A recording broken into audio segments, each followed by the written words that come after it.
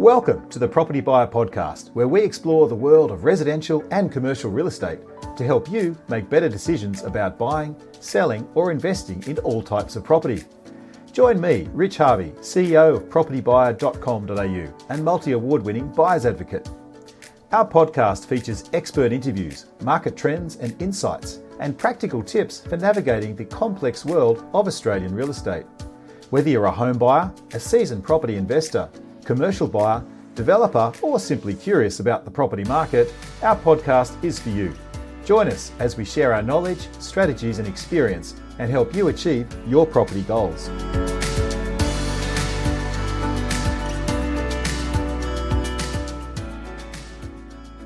Welcome again to another edition of the Property Buyer Podcast. I'm Rich Harvey, and today on the podcast we're very privileged to have Mr. Matt Corbett, our Principal Buyers Agent for the Northern Beaches, joining us.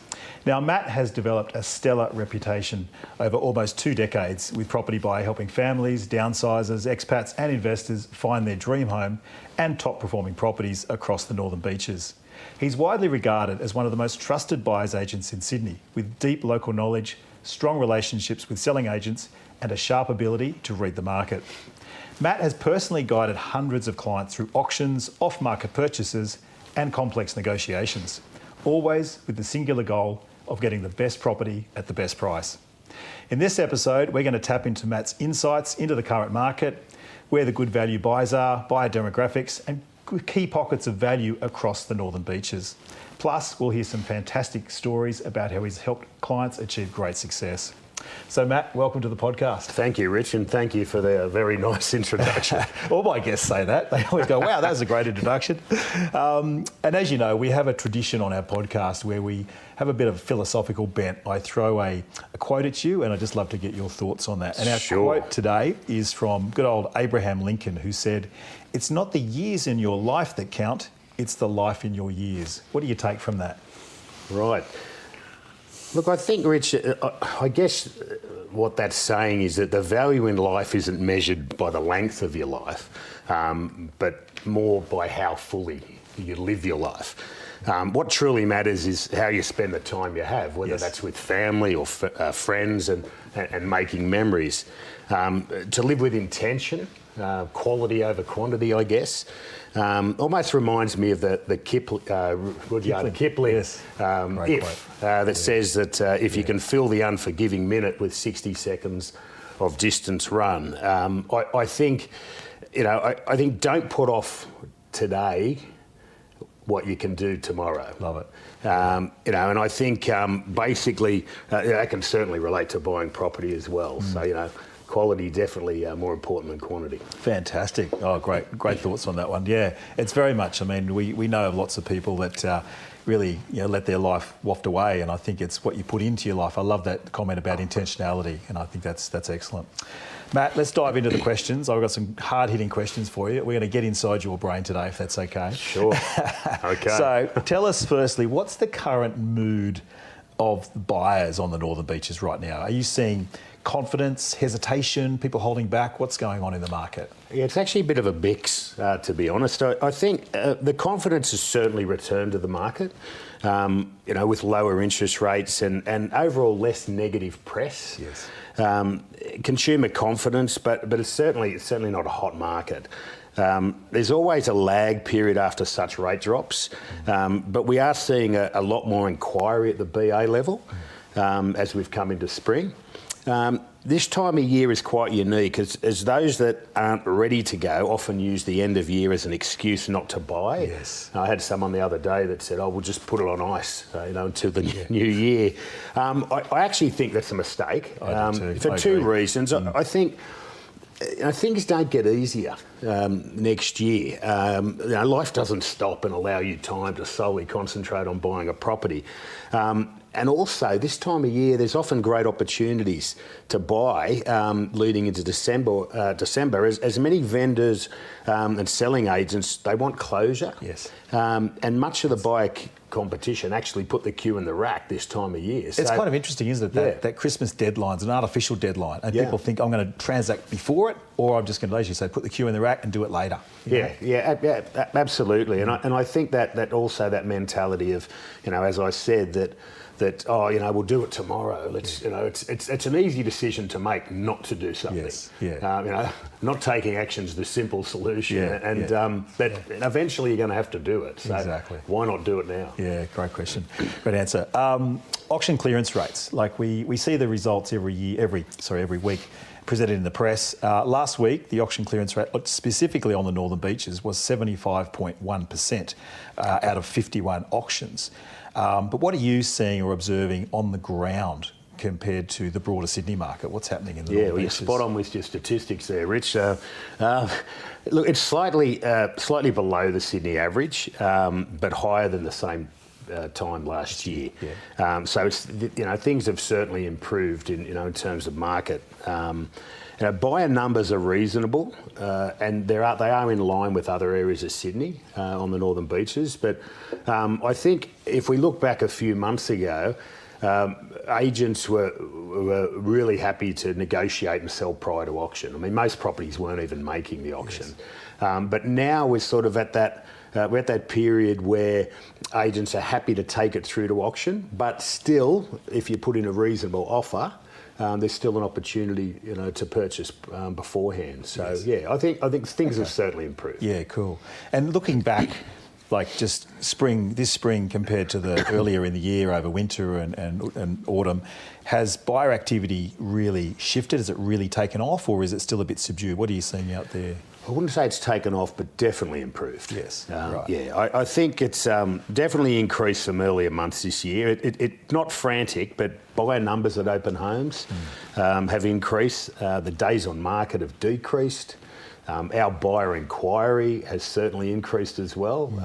I think early in the year it was, it was tough. I mean, I think every agent found that, but certainly we're getting really good levels of inquiry now. Earlier this year, we saw significantly lower buyer numbers, which actually resulted in properties taking longer to sell, and we saw some vendor discounting as well. Agents, as I mentioned before, were willing to negotiate and sell prior to auction to anyone that had a fair and reasonable offer. This has definitely settled. Agents are willing to go to auction if the vendor's expectations aren't met. This said, I wouldn't classify the market as strong, but more steady. Yeah. And I think it's got a momentum, hasn't it, at the moment? That's what I'm seeing. It's the wheels are starting to turn. Yeah. But we're not racing. No. But I think that'll continue for the rest of this year. But in the new year, who knows? Who knows what's going to happen? Yeah. So let's talk specifically about property values on the Northern Beaches. Are we seeing pockets of resilience, or are we seeing any softening in prices in certain suburbs, do you think? Yeah, look, I had a look at some stats earlier, and the current median price for houses on the beaches is 2.7, 45 mil. I know it's come a long way, but it's a 1.7% increase in the last 3 months.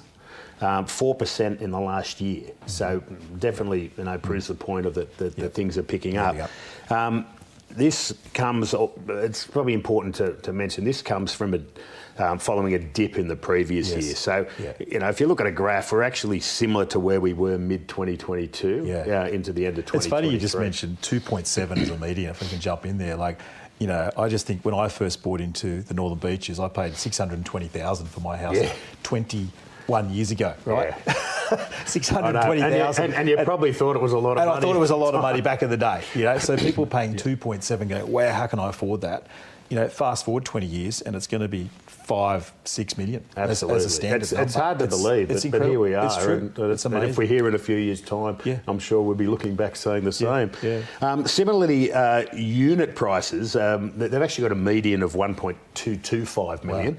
Wow. Which is a similar increase in the last 3 months, and actually a 3.8% increase over the last year, which is actually similar to houses. A little surprising there. But what I've noticed, though, is in terms of softening, suburbs such as Avalon, Bilgola, they've softened quite a bit since the massive boom during COVID, returning back in line with where they were. Why is that, do you think? Yeah, look, I mean, during COVID, we had this massive influx of of people, I think, believing that they would work from home forever.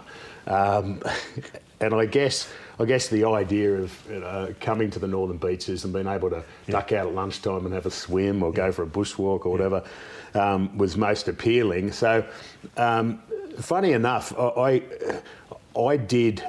bought 23 houses in a row, and all the inquiry was from Collaroy North. There you go. And Avalon was just the most popular area. Traditionally, I buy a lot more south of Collaroy, and that's where we are now. But during that COVID period, there was this explosion of up north. It's interesting because a lot of people never bought past the bends, right? Yeah, They call them the Avalon Bends. Like absolutely. it was always that little bit too far up the northern beaches. Yeah. You know, nothing further than Newport. Right? Yeah, and it's almost like the wave's gone out. Yeah, the wave's come back. Now it's come back. Okay. We're getting back to what was, was pre-COVID, what I'd say more normal with. Okay. We still have inquiry up there. It's a beautiful part of the world, but people are being called back into the office and in the city a bit more. So, Matt, I'd want to delve a bit more into the market dynamics. What price brackets are moving fastest? Is it entry-level homes? Is it mid-range family houses or prestige waterfronts? What's rising the fastest? Yeah, the lower to mid-price brackets are moving faster in comparison to prestige properties and waterfronts, as you suggested. And that's, they've been settled now for about 12 to 18 months, so the prestige market. Yes. It's a little too early to blow the whistle, but I sense the prestige market is waking up. So if you're in the market for a waterfront, some of the best buying opportunities I've seen in years can now be seen in suburbs such as Newport, Church Point and Bayview. Yes. How long will this last? I obviously can't say, but just some really good opportunities right now in the prestige market. Awesome. Yeah, great. So we've had a couple of interest rate cuts this year. How do you think interest rate cuts and lending conditions are playing into local buyer behaviour?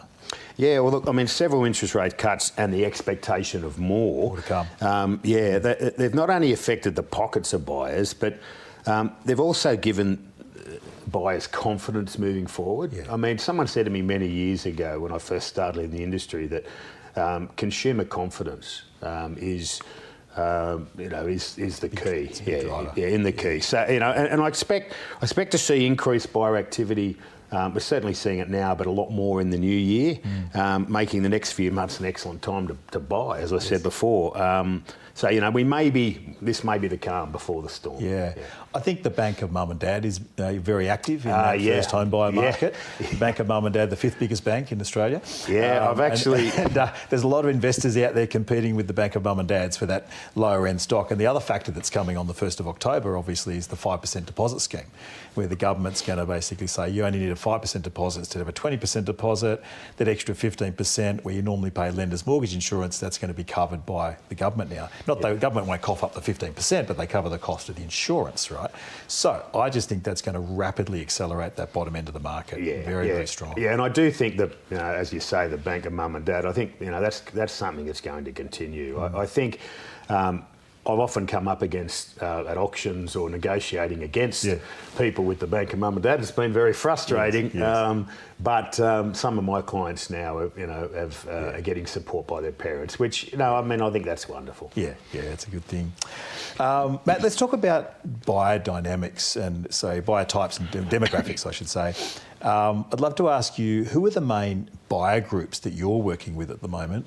Is it families, downsizers, expats, investors? Who are the buyers? A bit of everything. But at the moment, the majority of my clients are home buyers. And I think that has been the case in the northern beaches for quite some time. Although I did recently purchase a beautiful beachfront unit in North Stane for an expat investor. He will eventually live in it, but that might be a decade away. Yes. I'm currently working with a local family seeking a prestige home, circa 15 million, and also looking for a family to upsize and move closer to their workplace. And a young couple also looking to buy their first home. So it's a bit of a mix. Other clients I've recently purchased for include 2 expats and an interstate buyer relocating to Sydney.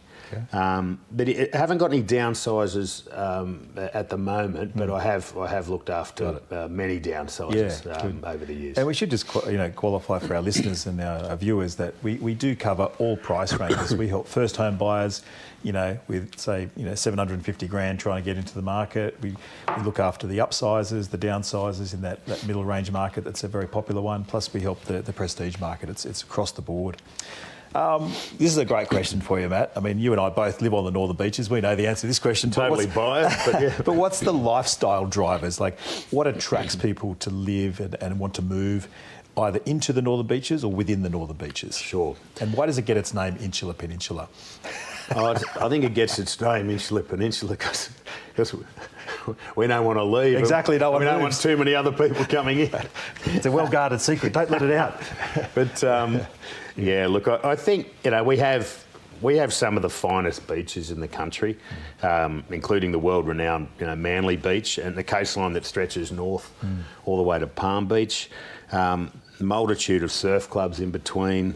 If you like boating or any still water activities, I know you like to water ski, Rich.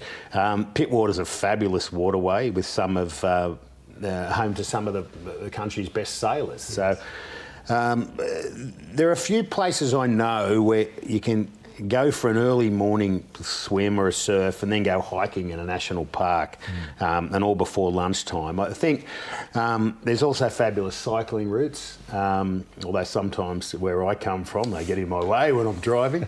But out to West Head, multiple mountain biking trails as well, Terry Hills and Narrabeen, just to name a couple.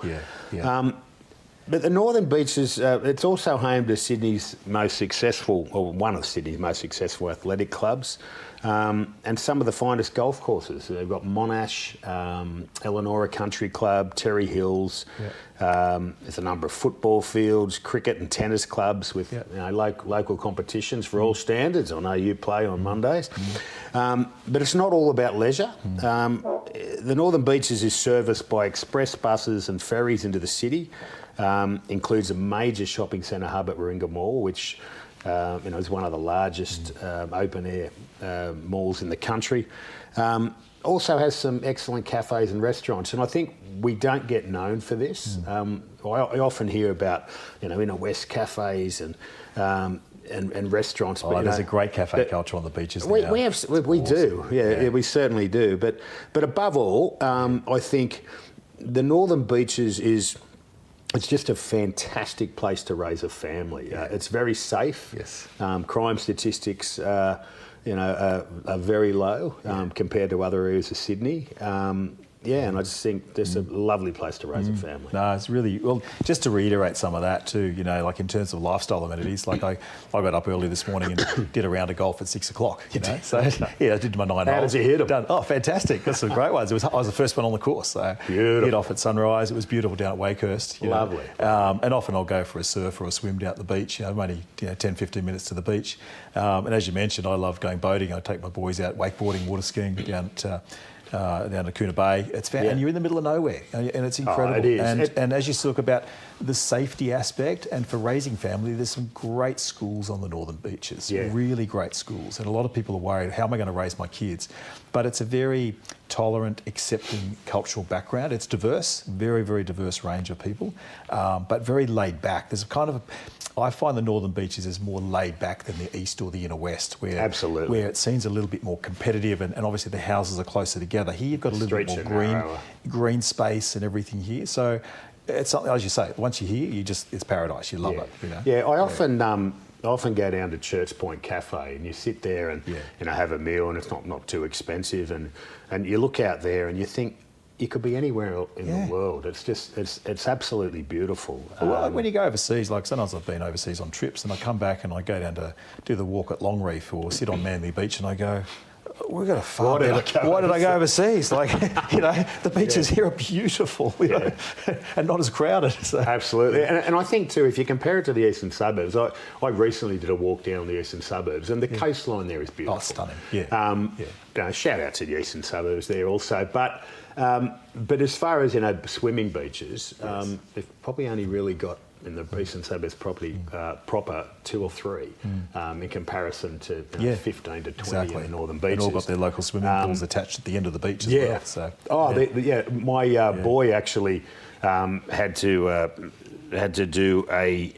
for school. He had to do a swimming challenge recently, and we actually went to pretty much every single pool on the beaches for variety, and it was fantastic. Astonishing just how many there were. Wonderful. And one other thing, Rich, when you mention schools, I think people don't often think of the northern beaches for schools, but we do have some excellent schools. But in addition to that, the schools that are in the upper North Shore, some of the great private schools up there, the buses pick the kids up. Yes. And I know down at Bayview Tennis Court, yes.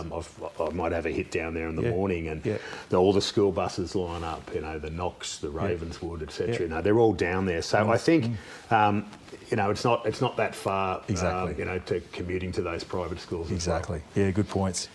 So last question about demographics. Are you seeing any demographic shifts? For example, are younger families leaving the inner city, or are retirees cashing out of larger homes? What's happening in terms of the buyer mix? Yeah, look, the beaches is still primarily a place for young families. I've actually known a lot of my friends over the years that have moved out of the northern beaches, and then when they were single or or a couple, but once they've had children, they've actually come back, to the northern beaches. A great place to raise a kid, safe environment as mentioned. But there's also a significant number of retirees who equally love the lifestyle. In the past few years, we've seen a large number of inner city and North Shore buyers sell up their large homes and looking for a sea change. Manly's a suburb that I'd mentioned. It's traditionally known for younger folk, nightlife, backpacking tourists, but we've seen an influx in the last 5 to 10 years of retirees. I mean, any time, say, before 10 p.m, if you take a walk in Manly, you'll see a huge number of over 55s, in the restaurants and cafes and bars. So I think, as I mentioned, COVID before, we also coincided with a lot of relocation from the eastern suburbs, where buyers saw great comparative value, and this has continued in recent times. I actually recently bought for one particular couple who traded they had a duplex in Paddington for a house on 800 square metres and a waterfront reserve, and they had some spare change as well. So it just gives an indication of the value that you can get in the northern beaches, and really a completely different lifestyle. So talking of value, and I think this is going to be the real, what I call cracker for the podcast, or the value part. What suburbs or pockets of value on the northern beaches do you think currently offer the best value for money? So let's get specific about suburbs. What have you got on your list? Yeah, well, look, I do. Once again, I would say the whole northern beaches offers good value in comparison to other areas of Sydney. But in terms of affordability, suburbs such as Newport, for what you get, Elanora Heights, Cromer, Wheeler Heights and Manly Vale, they offer all the benefits of the northern beaches, but at a more affordable price than their neighbouring suburbs. So, Wheeler Heights neighbours Collaroy Plateau, Elanora Heights is just up the mountain there. Probably gets a little bit of flack because it doesn't have the B line and the bus routes, but the size of the blocks you get up there, and it's got a nice little shopping centre up there, very peaceful, and even Bilgola Plateau and suburbs like that, the people that live there love it. It's just a real it's very, very serene, quiet environment. You don't get a lot of through traffic. So I think those areas, but you could also venture a little further west to Belrose and Davidson. What's happened up there in the last few years with the shopping centre being rebuilt, some excellent cafes and food up there is terrific. You've got the cinema, gymnasiums, AstroTurf, new fields, etc. A lot of young families, that whole area's been rejuvenated. So we're seeing a lot of older houses that are being either renovated or knocked down, rebuilt, and there's certainly good value up there. Yeah.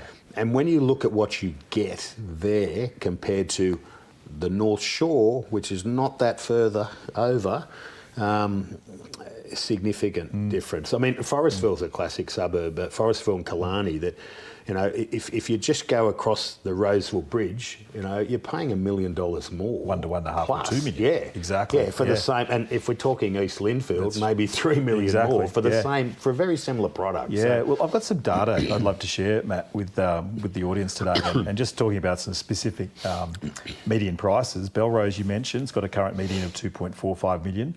But what's interesting, in the last 5 years, prices have increased 148%, but over 10 years, 186% price increase for Belrose. Yeah. If we look at Davidson, currently at 2.37, and it's increased 175% over the last 10 years. Elanora Heights is at 2.35. Again, you talked about it being a good value pocket. And I also like Elanora because some of the land blocks get beautiful views over Narrabeen Lakes or the ocean. Yeah. And it's got that almost semi-rural feel as well. And similarly, its prices have increased 180% over 10 years. Yeah. Forestville, current median 2.43. Its prices have increased 176%. We've seen some huge sales in Forestville. Yeah. I've some runs recently, in the last couple million. of years, $5 million. Yeah. And, you know, a lot of magnificent homes being built. That's right. Yeah. You know, I mean, Forestville's great. You've got the shopping centre, which, you know, I remember, I'm going back a bit now, showing my age, but, you know, I remember back in the day where it was like tumbleweeds and the shopping centre was Safeway. dead. But now, I mean, try getting a park there now when 9 o'clock and 3 o'clock with all the school months. You know, cafes are booming. That's right. French's Forest is the other one, 2.4 million. Mona Vale is another one I'd like to mention. Its current median is 2.68, slightly higher, but lovely shopping village. Its prices have increased 206%. Yeah, and actually, years, Rich, you know? Mona Vale had a real sort of spike there a few years back. Yeah. But it has settled. I actually think it's a really good area to buy because it's basically settled down now. Yes. And, you know, you got all the major shops there, your access to Pittwater, 2 golf courses, Mona Vale and Bayview, obviously the beach, just the brand new surf club, you know, restaurants and that. It's a terrific suburb. And the last 2 suburbs I'll mention is North Manly, which has got amazing ripple effect growth from Manly itself. North Manly's currently 3.3, but it's increased 203% over the last 10 years. I picked that many years ago as my top one of my hot 100s. And lastly, Warriewood, currently $2.47 million median, and its prices have increased 182%. Warriewood's a funny one, Rich. I used to live in Warriewood, and you know, it was, I'll say 15, 16 years ago. And at the time when there was a whole lot of development going on, you know, by Stockland down in the valley there, it sort of got a lot of negative press or a lot of negative comments. But I bought for a few people at the time there who couldn't afford to buy anywhere else. And funny enough, the growth that they have had has rivaled, if not beaten, any other suburb in the northern beaches. It's come back from that affordability angle. Getting in at the affordable suburb has got more propensity for growth. Yeah, and the other thing too, if you drive through Warriewood now, all the trees have grown. Yeah. It's softened a lot. It's got some nice nature walks. It's got a great little shopping centre. Yep. Warriewood's a great suburb and great. Full of young families. Yeah. So are there any other emerging hidden gems, or where should we think about for investors to buy? Yeah, look, I'd say, again, I see excellent value in comparison to the neighbouring suburbs. The fringe suburbs of, you mentioned North Manly, but Manly Vale's another one. You know, the prices are significantly lower than its neighbouring suburbs. It's well serviced by bus routes, the B line, the shops and the amenities, so it's got everything. As I mentioned, Elanora Heights. Eleanora's a good one because you compare it to Terry Hills. And Terry Hills is obviously known for some magnificent estates, but the normal average house on the average size block in Terry Hills, if you compare that to Elanora, there's better value in Elanora. You're closer to the beach, and you've actually got, no disrespect to Terry Hills, but you've got you've got a much nice little shopping village, agree. and a nice feel. So I think that offers good value in comparison to there. Proximity to the coast. Wheeler Heights, as I mentioned before, access is a little convoluted in the likes of Wheeler Heights and Cromer, but the value you get is significantly better. Yeah. There is one other suburb, but I'll Brookvale, but I'll happy to talk about that. But please, are there any other for investors? Are there any parts of the beaches you think represent good rental demand or good growth prospects? Yeah, well, in terms of growth, just on still answering, I guess, the last question, Brookvale. Okay. Brookvale's one that's really amazed me what Brookvale's done. Yeah. Well, it used to be considered like a down and out industrial area. Absolutely. It used to be kind of a bit of a dog's breakfast, And still is industrial and commercial. But, I think... It's got a vibe. I mean, the number of breweries down there is like... it's just off the charts. Yeah, I mean, it's always been home to Warringah Mall, which is, as I mentioned, the Northern Beach's largest shopping centre. The main transport line into Manly and the CBD, but it's transformed now into such a desirable place to reside. It's got many cafes and they're boutique breweries, local gyms, rock climbing walls. I had one of my boys down there recently. There's an indoor basketball hoops house, which kids love to spend hours down there. So the suburb really has a vibe. Yeah. And for years, I would have never suggested Brookvale for my residential clients, but now the price point, and this won't last forever, but the price point is actually quite good. And what you're getting, it's funky. It's it's a great spot. Okay. Okay, fantastic. We really appreciate you tuning in to the Property Buyer Podcast, and I hope that you're finding our expert interviews helpful. So that we can keep providing this information and growing our audience, we rely on word-of-mouth recommendations. If you found this information useful, could I please ask you to share this podcast with your friends, family and colleagues and ask them to subscribe to the Property Buyer Podcast. It would be a big help and we'd be very grateful for your support. Thanks once again for sharing the links. And now, let's get back to the podcast.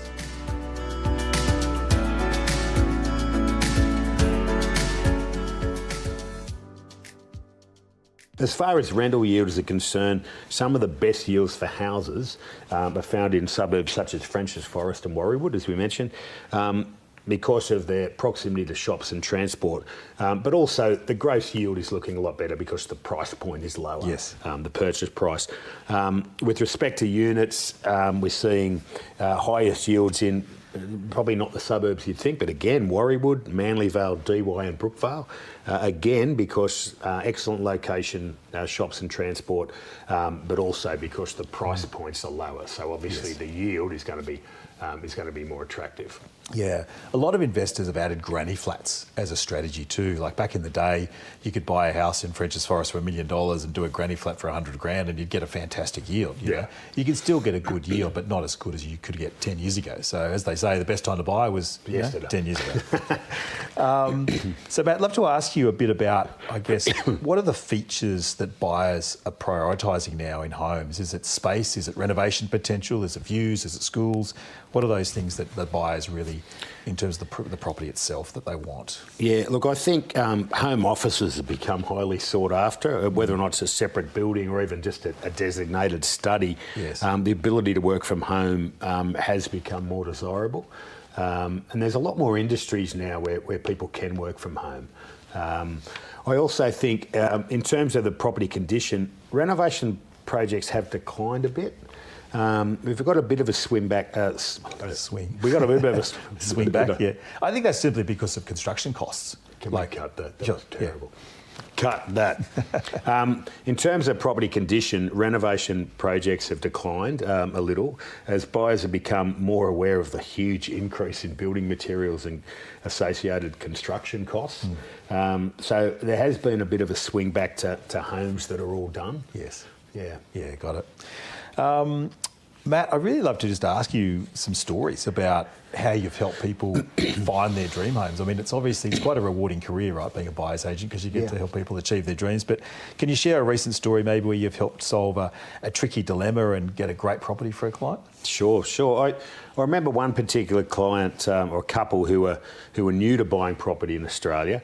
They've been looking on their own for about 6 to 9 months and were exhausted and frustrated and with continually missing out. They came to us with a brief of wanting a house that they could add value to, but also provide a family-friendly lifestyle for their young children. At the time, they were renting in North Balgowlah and loved the community and desperately wanted to stay in the area, but I did tell them from the start that it would be highly unlikely. So we did start looking at alternate suburbs. They had their hearts set on a home in North Manly, but I actually had to talk them out of it. Although it appeared okay on the surface, I suspected there could be some serious drainage issues in periods of persistent rain, which we've seen recently. So I actually contacted my plumber and asked him to meet us at the property, and he confirmed my concern. He mentioned that there would be significant costs involving rectifying the situation. He did this a favour to me, so shout out to Greg Nixon from Gow Plumbing if you're there. Shortly after, a suitable property came up and actually ended up being back in North Balgowlah. The problem though was that it was listed for auction with the public trustee. It was listed by an out-of-area agent, which I always like because particularly one that I know, and I've known this guy for many years. And I was only one of 3 people to have seen that property. Given its location and potential, our best and really our only chance was to try to secure it before that it was actually even listed. So I had the contract reviewed, lined up all the ducks, completed an appraisal, did all the necessary due diligence, and used my long-term relationship with that agent. And we managed to secure the property before it was advertised to the general public, and which at the time he didn't think was possible because it was involved with the trustees. So overall, a great result. The clients were absolutely thrilled. Fantastic, well done. And have you had any cases where you've had clients that keep missing out at auction? We call them wounded bulls, where they just keep bidding. But how have you helped those people that have kept missing out? How did you turn that situation around for them? Yeah, look, I've definitely had clients sign up who have missed out at auction multiple occasions, but that's usually prior to engaging our services. Yes. Usually they've missed out by a large amount initially, so it's a case of re-educating them or educating them on what they can afford. Yes. But it's often because they have no real sense of value, and they're influenced and encouraged to attend auctions by misleading selling agents. Yes. So, they're going to auctions when they're never really a chance. But once the client has come on board, we don't usually miss out too often at auction, but because we assess the fair value of each property and do not attend an auction unless I feel we're a chance. That's not to say we're successful, because often there's someone there who's got deeper pockets, or someone who gets a bit crazy on the day. But I'd add, in most cases, I usually try to secure a property prior to auction, where we can negotiate directly with the vendors and avoid that theatre of auction where competing buyers regularly go beyond their comfort limit. Yes. In the event we do have to attend auction, I guess my job is to look as confident as possible and discourage other buyers from going beyond their pre-auction set limit. Yeah. I've got to say, just a shout out to you, Matt. I've seen this guy in action at auction, and he is formidable. You do not want to be up against Matt Corbett at an auction, because he will run. I don't mind the theatre, Rich. It's good fun. I've seen you too, and you're pretty good. It's good fun. It is fun. You got to make it. You got to have a bit of fun. I love the way that we both have banter with the auctioneers. We know them as well. We have fun with Damien Cooley or Vic LaRusso or whoever it is. Having some good banter. But sure. Matt, is there also maybe an example you could give us or our audience on negotiating an off-market deal where you got an incredible result for a client? How did that work out for you? Look, I'm currently in negotiations to secure an off-market prestige home for my clients. The real value on this occasion is that the fact that my clients are the only people that have seen this property. And even the selling agent has kept it quite within his office. which is great. Wow. We're just negotiating settlement terms, which would be to be beneficial for both vendor and purchaser. The house is a substantial renovation project, and my clients require the right to lodge a DA.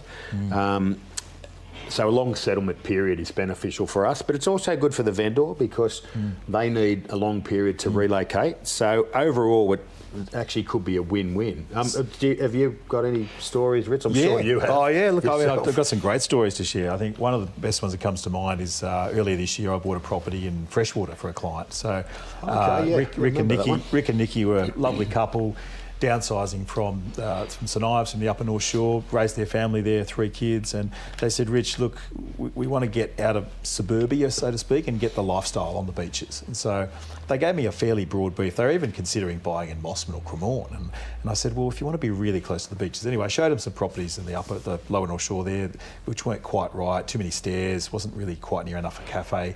But their brief was, Rich, we want to be able to walk to cafes and walk to beach. And I said, great, that's fine. So after several weeks of looking, I found quite a few off markets. I think I presented around 10 properties to them, all off market. They would never have found on their own. Anyway, I found a great property in Freshwater, directly one street behind the shops, the village there. Nice. And Freshwater's got a really great village feel, as you know, Matt. Yeah. So they'd given me quite a wide. They were fairly wealthy clients. They had a budget of somewhere between $5 to $9 million. I said, wow, that's great. But anyway, I found this great property, 4-bedroom, double lock-up garage. Showed it to the agent, Rami, said, Rich, I've got something. We'd shown them a couple other ones that weren't quite right, needed too much renovation. And so I took the client through, found out about it on the Monday, took the client through on the Wednesday, then we had it exchanged on Friday.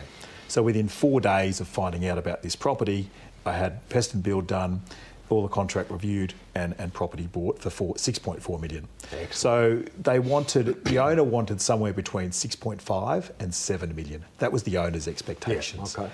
And it was probably worth 6.5 to 6.6. Yeah. So the fact that I got, 200 grand off, way more covered their fee that they paid me, but they were absolutely over the moon. They walked in and they went, wow, Rich, we could never have found this on our own. You were the only buyer's agent that listened to what we wanted. So and I think too, result. just getting it off market, Rich, it's not about, you don't buy anything cheap off market, but to be able to just negotiate with a vendor without competition. Yeah. Because if that property was listed and you have one other person that's interested, it may have got 7. I think it might have got in the high 6s to 7. Yeah, exactly. Yeah. So Matt, I've got one last question before you're off the hook. Is there any other kind of, how am I going to put this, standout or success story that really captures the value of using a buyer's agent, particularly on the northern beaches? Oh, look, I'll get a little bit sentimental with this one, but I remember an elderly lady who was looking to downsize and move from the Upper North Shore and to the beaches, and to be close to a grandson or grandchildren, I should say, and her son. The son had actually tried to encourage her to make the move for years. I think he said 15 years. And the whole process was especially daunting. And, the lady had lived in the home for 50 years. Yes.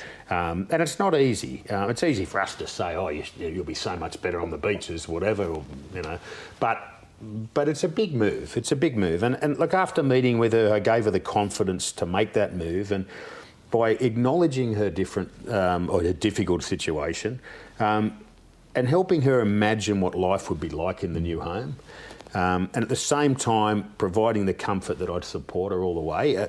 The first step was to introduce her to a reputable selling agent and one who would be understanding and empathetic to her situation. And the agent I introduced to her, she assisted her with decluttering and various trays to prepare her home for sale. And simultaneously, I commenced the search. Within 4 weeks, she had actually sold her home with an extended settlement, and not long after, with the constant support of a son, I must add, I was able to secure a beautiful semi in Collaroy Basin.